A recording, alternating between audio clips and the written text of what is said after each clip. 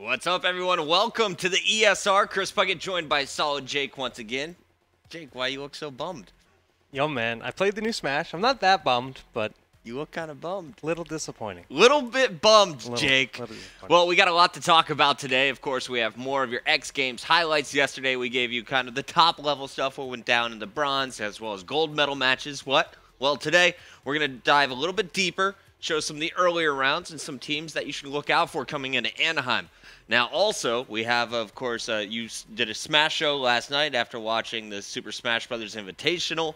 Want to get your thoughts on that. And we have all the news on Anaheim you guys could possibly want. We have your casters to announce as well. That'll come up in our second segment. But let's start things off, as always, with some Smash talk.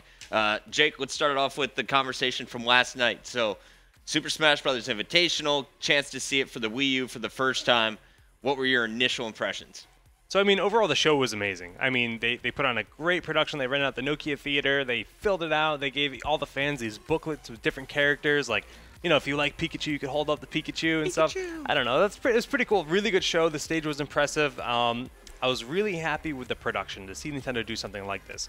The format was a bit weird. We knew going into it we had these free-for-alls with items and whatnot. And at first, you know, it was kind of hard to tell what the game looked like. But once we saw the 1v1 in the finals, it was very campy. It was very, very slow pace. It reinforced, you know, defensive play rather than the offensive. Let's break down what happened. They had an 8-minute 1v1. Yeah.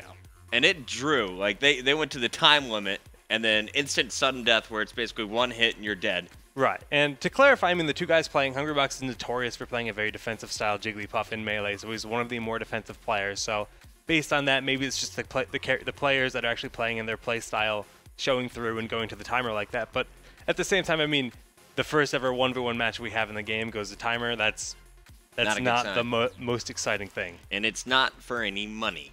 No, so no. When money's on the line, I think we'll see even more camping. But you brought up an interesting idea on Twitter today saying that maybe this game can now be played with 2v2. Adding more people to the map might force some interaction. Right. Now, I actually went to Nintendo World this morning to play the game myself. I got to go try it out. I got to play the game because they have it available at Best Buys. You can all around the country. You can go today. You can try it yourself.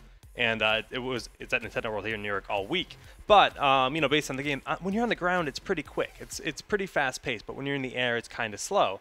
So I was thinking, well, in a team composition, this could actually definitely benefit because the stages are a little bit larger than what we're used to seeing. The ceilings are a little bit higher, so people tend to live a little bit later. But I was thinking this could be really good for twos and might even be just a different direction for the game in general. Mixing it up a little, it could be interesting. Finally, a team play, potential to overtake singles in a tournament. Well, it'll be interesting to see what happens now. Do you think this game is done?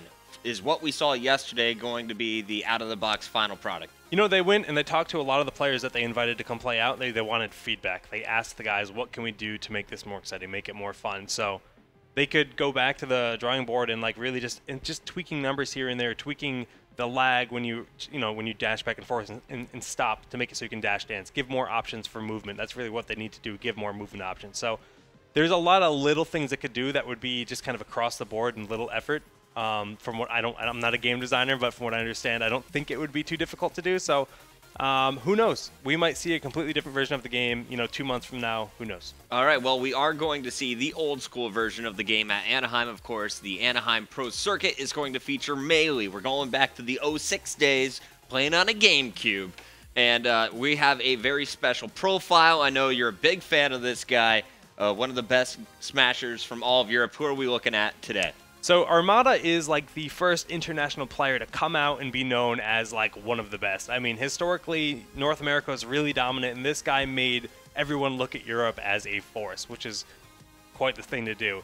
And he is the Peach. He is the #1 Peach player in the world, and he recently started playing Fox because he's been having trouble with Leffen. And Armada, he kind of retired. He kind of stopped playing. He said, I'm just going to play 2v2s.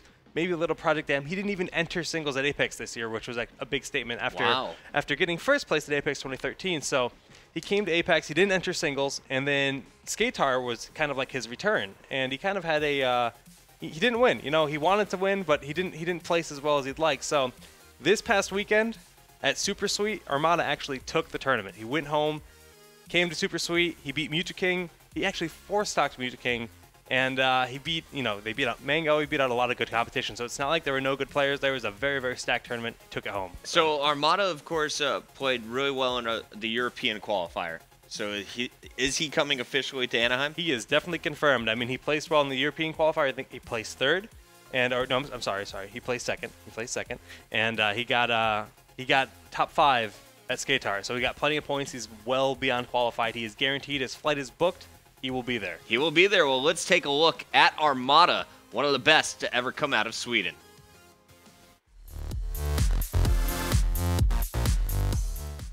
Adam Lindgren is my name. Armada is my gamer tag. And I'm from Gothenburg in Sweden. My main character in Melee is Peach, and in private Melee Pet. I'm not gonna drop Peach. It's like people in this community seem to like twist their own stories to make them more like, I don't know, more fun to hear. I never ever said I'm gonna drop Peach. I said at one point I want to have a Fox that can compete with top Foxes and against Puff. But I never ever considered dropping Peach at all. So no, she's still my main and she will remain that way. North America, or like America itself, it's such a huge country. It's basically like a continent itself. So no, I don't think so. Like, America will be the dominating country, and a few exceptions here and there. That's what I think. I do think Melee Online would help a lot because it would be more accessible for players that is living in regions when they can't really play against a lot of humans, which a lot of people struggle with, unfortunately.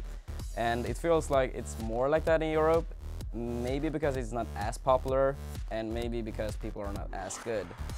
I don't know really. I think Americans' overall advertising is better, so more people is getting into the game. But with online mode, it doesn't really matter as much where you live. Like, not in the meantime between tournaments at least. So it would help a lot.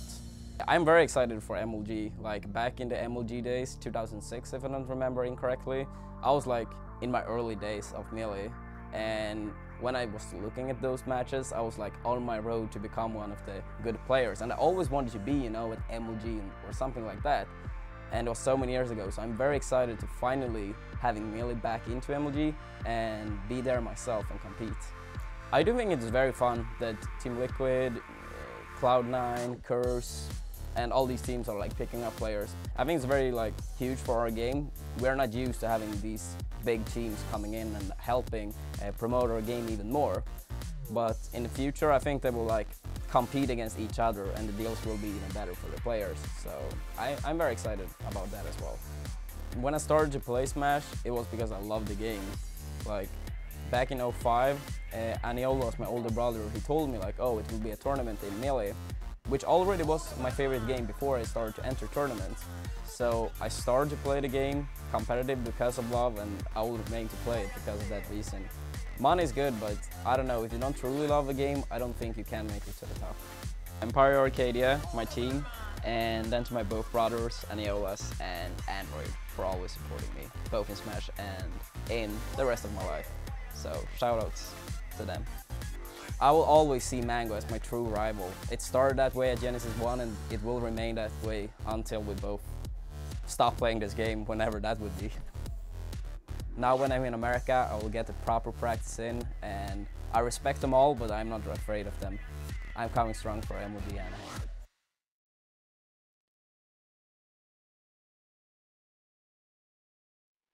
All right, so you saw that end card. Of course, Anaheim going down June 20th through the 22nd. Armada, he's bringing his A game. He's coming strong, and he's coming for America. I love it. I love it. He was so passionate about the game and just so hyped and ready to take it. Because honestly, out of all the players, originally weeks ago, I said Armada was my pick.